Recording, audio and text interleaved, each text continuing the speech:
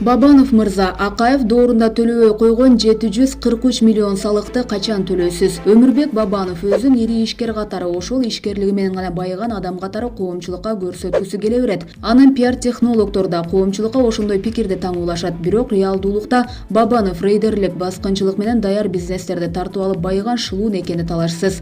Анын рейдерлик баскынчылыгынан тышкары дагы мамлекетке салык төлөөдөн качуу аркылуу да миллиондорду өз чөнтөгүндө калтырган жагдайы бар экен. Гепти түшүнүктүү кылып айтып берели.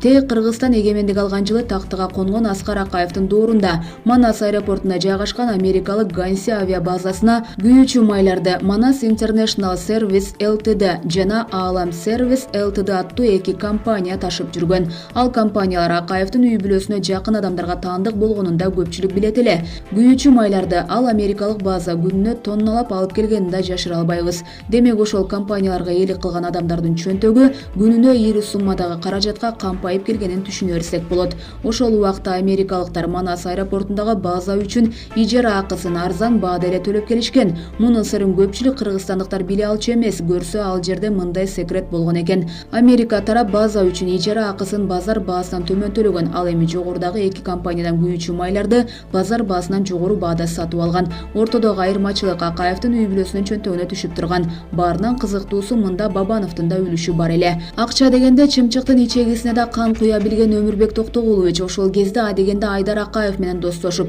аны кымбат баалуу ресторандарда сыйлап, кымбат билектерди берип жүрүп, Акаевдин үй бүлөсүнүн ишенимине кирген. Анан бал тилге салып жатып, жогоруда аттары аталган эки компания аркылуу Гансиге күйүүчү майларды ташууну жолго койгон. Андан түшкөн кирешенин 50%-ын Бабанов өзү алган. Кийин Акаев өлкөдөн куулуп кеткенден кийин депутаттык комиссиянын жана салыктын текшерүүсүндө Манас International Service Ltd жоопкерчилиги чектелген коому 743 миллион сом өлчөмүндө салыкты жашырып жүргөнү билинген. Муну тастыктаган документке ошол убакта мамлекеттик салык кызматын жетектеп турган Касым Алиев кол койгон. Анын негизинде экономикалык кылмыштуулук менен күрөшүү мамлекеттик кызматы тарабынан кылмыш иши козголгон. Анан аталган кызмат жогорку кеңештин бюджет жана финансы комитетине запрос менен кайрылган. Ага жооп кылып комитет кылмыш иши туура козголгонун жана Кыргыз Республикасында эркин экономикалык зона боюнча мыйзамы бузулганын, карыз мамлекет бюджетине кайтарылышы керектигин билдирген. Ал документке ошол кезде аталган комитетти жетектеп турган Келдибековдун колу коюлган. Демек Бабанов Акаев доорунда бир эле ушул компаниядан мамлекетке 743 миллион сом салык төлөбөй койгон. Дагы деле төлөй элек. Эгерде башка компанияларды текшерүүгө алсак, анда анын мамлекетке салык түрүндө төлөбөй койгон каражаттарынын суммасы миллиардтарда чапчышы мүмкүн. Булак Назар Ньюс KG.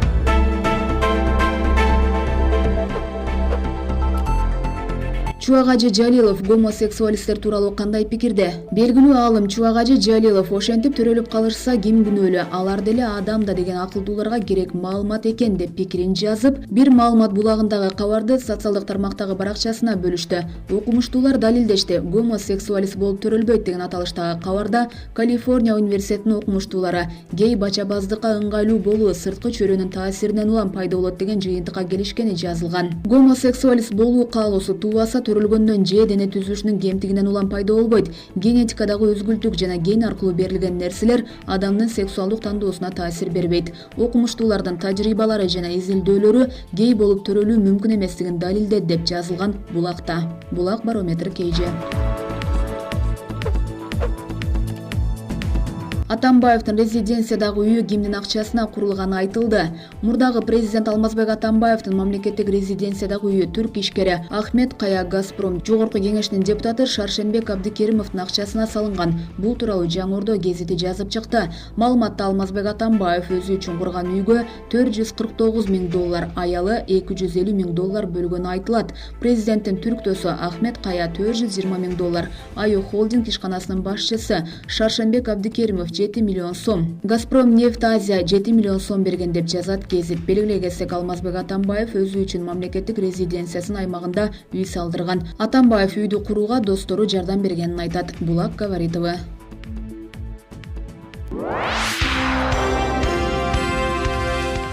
Кече Путин тулпар белек алса, бүгүн ырчы Турдакун Ниязалиев аргымак минди. Кече 29 март күнү ырчы Турдакун Ниязалиевке чыгармачылык кечесинин алдында жакын санаалаш агалары аргымак мингизишти. Бул тууралуу ырчынын жакындары билдиришти. Маалыматка ылайык, Ниязалиевдин жакын санаалаш агалары чыгармачылык кечесин баштаар алдында астына ат тартышып үстүнө тон жапты. Ырчынын чыгармачылык кечеси мыкты деңгээлде өтүп, келген угарман күйөрмандары ыраазы болуп кайтышты. Маалым болгондой, Турдакун Ниязалиев араб жана кыргыз тилинде ырдаган ырчы, анын күйөрмандары жүздөп саналат. Ырчы коомчулукка Жубайым аттуу ыры менен таанылган. Булак Барометр KG.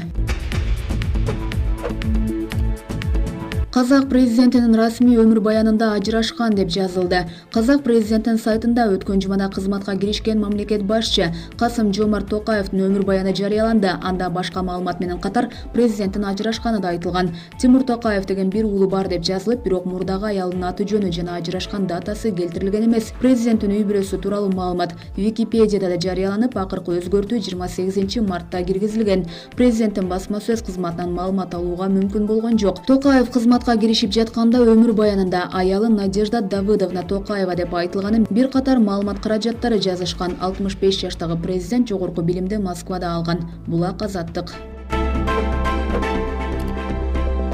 Бишкек-Ош унаа жолу кайра жабылмай болду. Жолго чыгууну пландагандарга сапарды башка убакытка жылдыруу сунушталат. Бишкек-Ош унаа жолу бүгүн 30 мартта кайрадан жабылмай болду. Бул тууралуу ÖKM'де маалымдашты. Эске салсак, аталган жол кечээ дагы жабылып, бүгүн саат 10:00 ачылган. Бүгүн 30 мартта саат 18:00 кар көчкү түшүү коркунучунан улам Бишкек-Ош унаа жолу жабылат деп айтылат маалыматта. Билдирмеге караганда, Сосновка посту менен өтмөк ашуусу саат 18:00дөн 31 марттын саат 6:00 чейин жабык болот. Ал эми Арал посту бүгүн 19:00дөн баштап 31 марттын саат 6:00 чейин жабылат. Булак Спутник KG.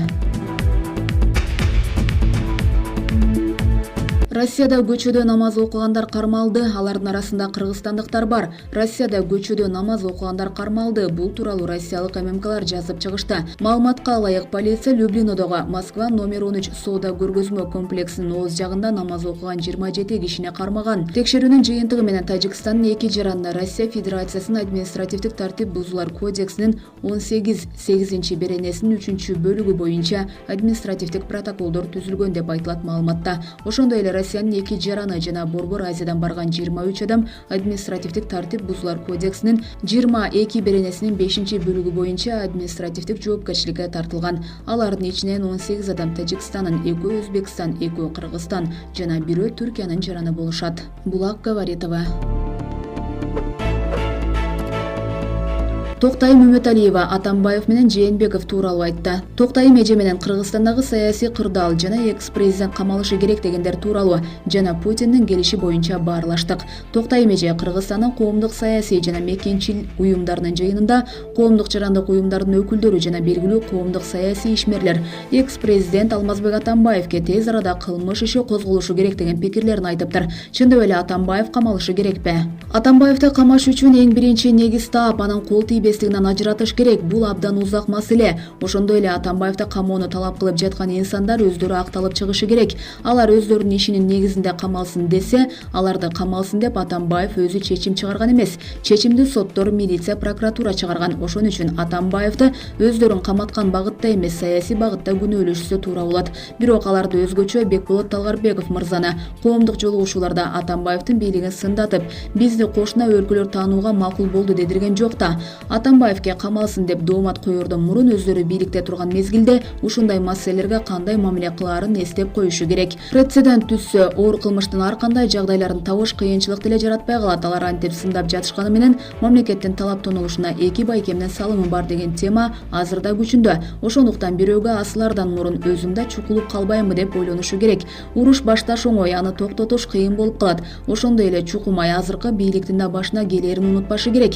Келме кезектеген сөз сөз бар Кыргызда. Ошондуктан Атамбаевди алсыратабыз, сындырабыз деген аксакалдар азыркы мезгилде улуулугун көрсөтүп, улуу салттуулукту желек кылып көтөрөбүз деп кечиримге келип, элим журтум аман болсун, мамлекетимде тынчтык болсун деген саясатты колдошу керек. Чукушуп бири-бирине оор казгандан эч ким пайда таппайт. Убакытты гана уттурушат. Ошон үчүн өткөндү кечирип, алдыга багыт алып айкөлдүк кылышыбыз керек. Атамбаевди каматууну каалаган топтор экс-президенттин жеке өзүнө эле эмес, анын уулдары Сейит менен Сейтекти жана Индира Жолдубаева, Абдил Сегизбаевге да кылмыш иш козголушу керектигин айтып жатышат го. Ал маселени укук коргоо органдарына айтып, арыз менен кайрылышы керек. Далилдери жетиштүү болсо, арызды адвокаттар аркылуу абакта отурган мезгилде деле жаза беришсе, эмгиче жыйынтыгы чыгып калмак. Мүмкүнчүлүктөн пайдаланып, мен бир нерсени айта кетейин.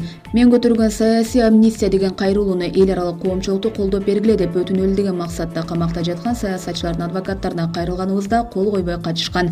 Эркиндикке чыгып, азыр чечим кабыл алуу күпүлдөп жаткан инсандар эрдүгү үчүн камактан чыккан жок. Эл аралык деңгээлде саясий куугунтукка кабылды деп ООНго, ОБСЕге жана башка эл аралык уюмдарга байма-бай кайрылганыбыздын натыйжасында чыкты.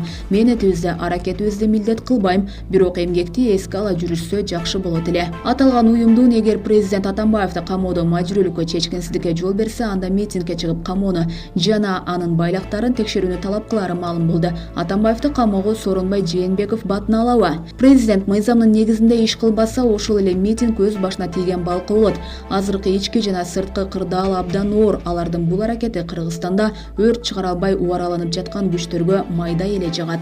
Путиндин Кыргызстанга келишинен эмне өзгөрөт? Өзгөчө бир нерсе болот, биз күтпөгөн нерсе орун алат, чоң өзгөрүү болот деп деле ойлобойм. Мага жеткен маалымат боюнча алдын ала пландаштырылган эле 20-30 келишимге макулдашууларга кол коюлат. Орусия азыркы Европа Американын санкцияларына байланыштуу продукцияларын өткөзгөнгө жаңы аянтчаларды издештирип жатат. Ошондой эле алардан алган продукцияларды бизден алууга, ал үчүн аны өндүрүү маселелерин чечүүгө аракет кыла баштады. Путиндин келиши тирешкен эки президентти ынтымакка чакырып, Бабановдун Кыргызстанга келишине шарт түзөт экен дегендер чыга баштады го. Ишенсек болобу? Чынын айтсам, мен мындай пикирге анчалык деле ынана албайм, анткени мындай маселелер бир топ тыңчылар иштеп жаткандан көтөрүлбөйт. Бабановдун келерин айтып жар салгандар пайда болду. Бабановдун келиши мүмкүнбү? Жалгыз эле Бабанов эмес, жалпы качкын кыргыздарыбыз менен кошо ажууларыбыз баш болуп кайтып келип, элден кечирим сурап, башы биригип мамлекетибизди көтөрүшүн каалайт элем. Анткени сыртта бир качкын болсо да мамлекет үчүн коркунучтуу күч болуп саналат. Алар сырткы саясий топтордун кызыкчылыгындагы аскерлер болуп калышат. Ошон үчүн душмандашпай эле элдешишсе, эл кечирим кылса, кыргыз эли улуулугуна салып айкөлдүк кылса жакшы болот эле. Алар келсин дегенимдин да жөнү бар. Экономикабыз эңшерилип турганда, каражат таппай кыйналып жатканыбызда, алар менен чыгарып кеткен каражаттар да мекенибизге келмек. Инвестиция тартабыз деп түйшөлбөй эле, алардын каражаттары менен завод-фабрикаларды куруп, элди жумуш менен камсыздап, элдин, мамлекеттин түйшүгүн жеңилдетишсе, мамлекет үчүн да, эл үчүн да жакшы болот эле. Булак ачык. Прокурор Бурлайдын иши боюнча 5 милицияны 5 жылдан соттоону суранды. 29 мартта Чүйдүн Аламүдүн райондук соту ала качуунун курмандыгы болгон Бурлай Турдалы кызынын өлүмү боюнча милиция кызматкерлерине карата козголгон ишти кароону улантты. Процессте жарыш сөз башталып, мамлекеттик айыптоочу Адилет Шыгаев айып коюлуп жаткан 5 милиция кызматкерине жазык кодексинин 316-беренесинин 2-пункту шалаакылык боюнча айып койду. Прокурор нөөмөттөгү кызматкерди, автоматчикти, тергөөчүнү жана жол коопсуздугун көзөмөлдөгөн 2 инспекторду 5 жылга эркинен ажыратууну суранды. Жабырлануучу Бурлайдын атасы Турдалы Кожоналиев 2 инспекторду соттон актап берүүнү суранып, калган 3 милицияны камакка алууну өтүндү.